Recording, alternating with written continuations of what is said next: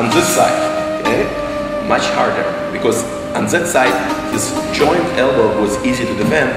This is much harder to deal with, okay? It's a little bit easy to move away from the neck, but it's much harder to turn him around, okay? So again, you relax, bring the back of his head into your chest, tight, those hands are not moving. Yeah, he's probably gonna punch you, that's the reality, but what's more important, your life or being punched? And you just very tight short circle. Once I get here, this is easy, because then I drop my weight and everything you do, okay? And then I can control him, his wrist, his elbow, his shoulder. But the difficult part is not this. The difficult part is turning him around. That's the difficult part.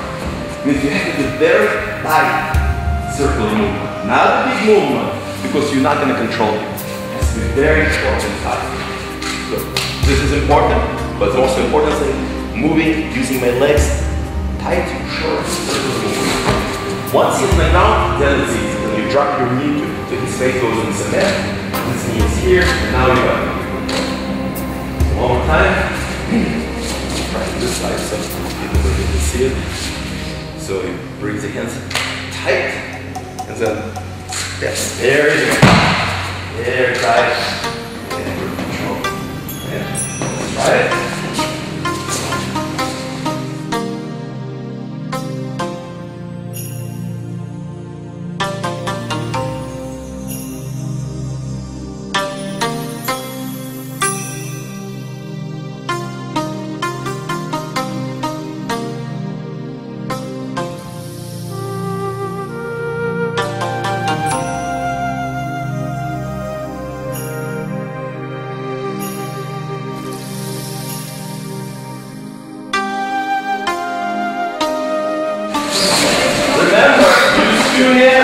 You cannot take chances.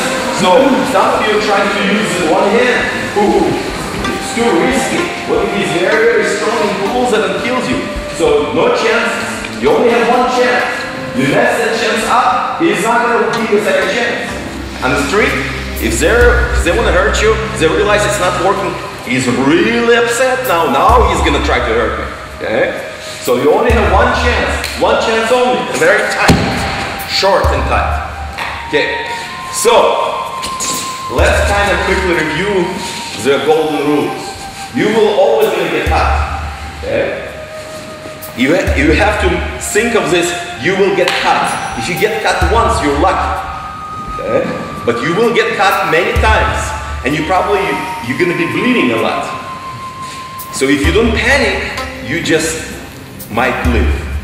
But if you see blood coming out, you're done, because when you start panicking, that's when you start cutting more and more and more. Second rule, you're fighting the person, controlling the weapon. Okay? Then you have more chances. And you want to control the weapon so the weapon has no room to maneuver. Because this knife has only one side of the blade, there are some knives that have blades on both sides, which is more harder to fight with, because one little mistake and you're gonna get cut from either side. Alright, so we were dealing, one side was here and the other side was here. Now we're gonna deal when the person puts a knife in here, okay? That's kind of silly because he creates too much space. Yes, it feels like danger, but at the same time, this is bad on his part. Because he's giving you the weapon. Literally, he's giving you the weapon saying, take me, okay? So if they're doing something like this, it's up to you how seriously you want to hurt him. But at the same time, one little mistake, and you have very little room to maneuver. So, what it means is, a couple of things before you do the technique, you'll have to have a loose clothes, because that loose clothes gives you extra space. You need to tuck your stomach more into that, even a little bit more. Every space makes a big difference, because when the knife goes into your body, there's a big difference if it goes here or it goes here. It makes a big difference when it goes into your body. Okay? So he might poke you, but it's not gonna go through maybe, you know, a couple of millimeters, and you're not even gonna feel it.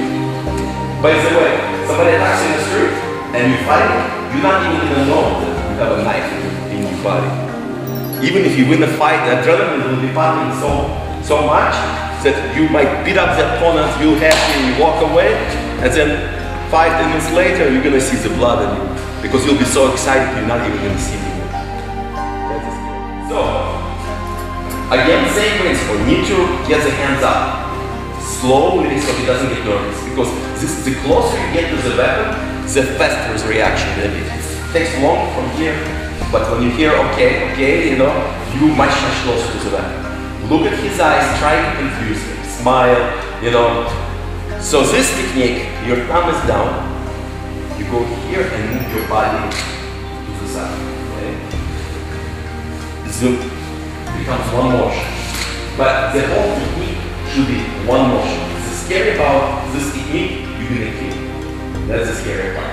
But if he puts a knife against you, he's not saying hello, he's trying to kill you.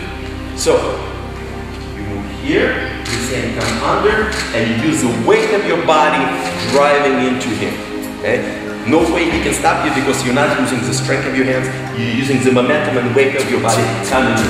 And probably nobody on the street will even gonna see what happened. So if you do that, it's better to quiet the world. Alright, so one more time. Since it has a real knife, I'm gonna go fast. So very slowly here, this hand comes in here, and I go into him, and I walk in, and I walk away. Okay? The good side of my fingerprints now. Alright, so I'm here. 1, 2, go into him. 3.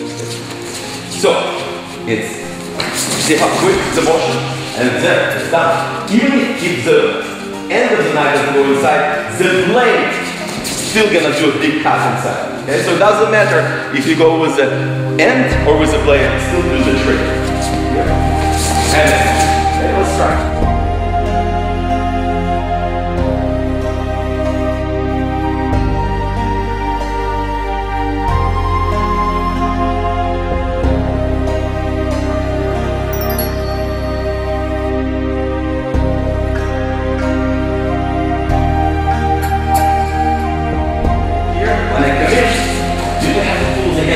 Take him to down, just leave it there. Okay? For your own safety, because what if it's just cutting you, so just leave it there. And the thumb, I was mentioning the correct position of the thumb. It's not up because it's a bit harder to control, it's much better for leverage when the thumb is down. So when the thumb is down, I have much better, stronger leverage to turn that wrist in. Okay? Because you're really attacking the wrist with your whole weight, stepping and driving with the momentum. So that's why, and don't forget to turn your body. Turning the body is very important. Okay? Let's try.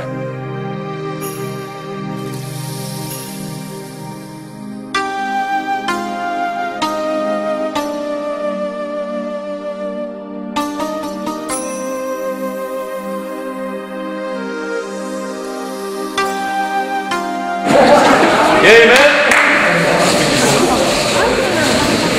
The beauty of this particular technique, it works just as well against the gun. Knife actually is more dangerous than the gun. Much more dangerous. Because it changes the angles. So you can cut and stop. With the gun, you can control it to shoot you, but it's one direction. Knife can change direction. But the beauty of this technique, if we have a rubber gun or something, same technique works just as well against the gun. Now, if you put the gun like this, definitely never kill somebody with a gun.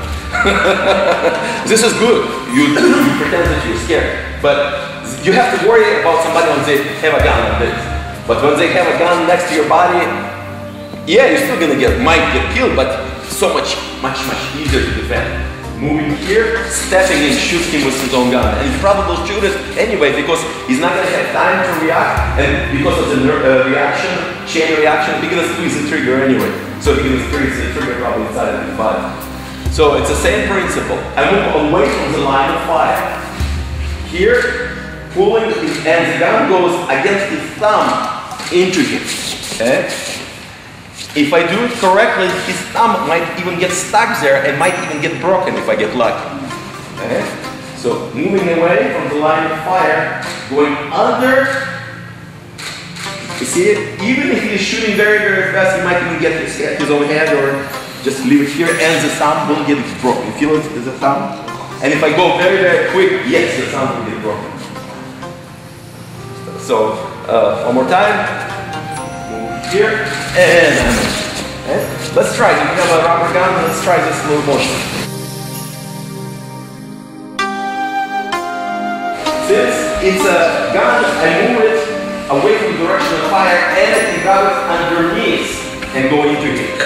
But with the knife, I can't grab underneath, there's a blade. I will just snap my fingers.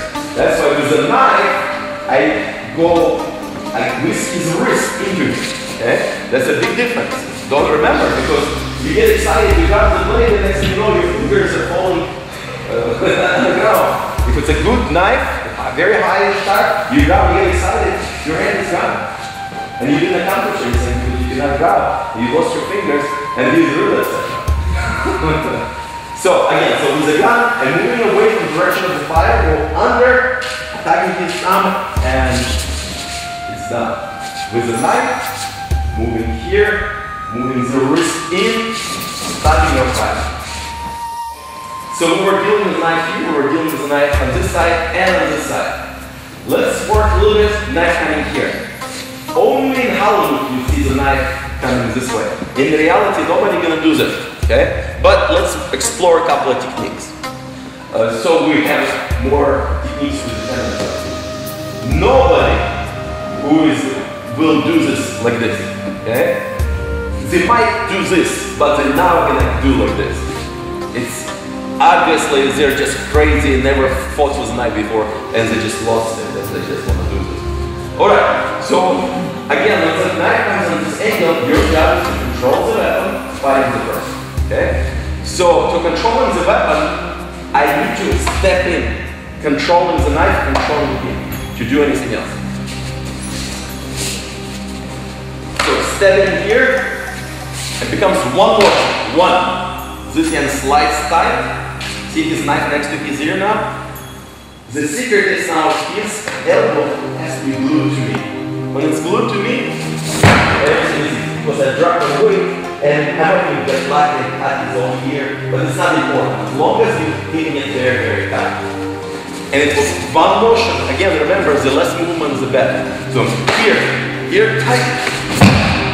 Drop it all the way. If you drop like this on the cement, the dropping, it's going to be good for me.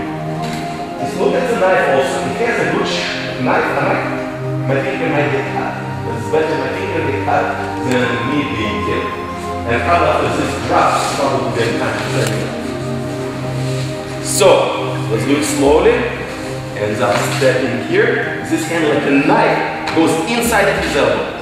But if there is no connection to your body, see how his body, elbow is moving? He's not gonna go down. That's why I need to bring him close and tight to me. Tight, very, very tight. So there is like a glue to me, only then I can feel it. Okay, let's try.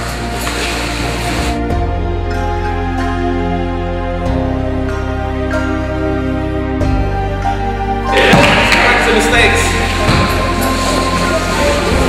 It's very important, like I said before, for the hand to be tight and glued into you. So when you're here and brings the hand here, it should be tight. Also, his elbow shouldn't be sticking into you like this. This is not going to solve the problem. Yes, it's tight into my body, but his elbow is like a weapon pushing into me. It's not very pleasant to fight him like this. That's why you want to push that elbow up like this. You see how his balance shifted? Pushing here when he feels strong, or pushing here when you see how he drops his body weight. Makes a difference. That's why when you do this technique, all the way up, push that elbow up and glue. Then you can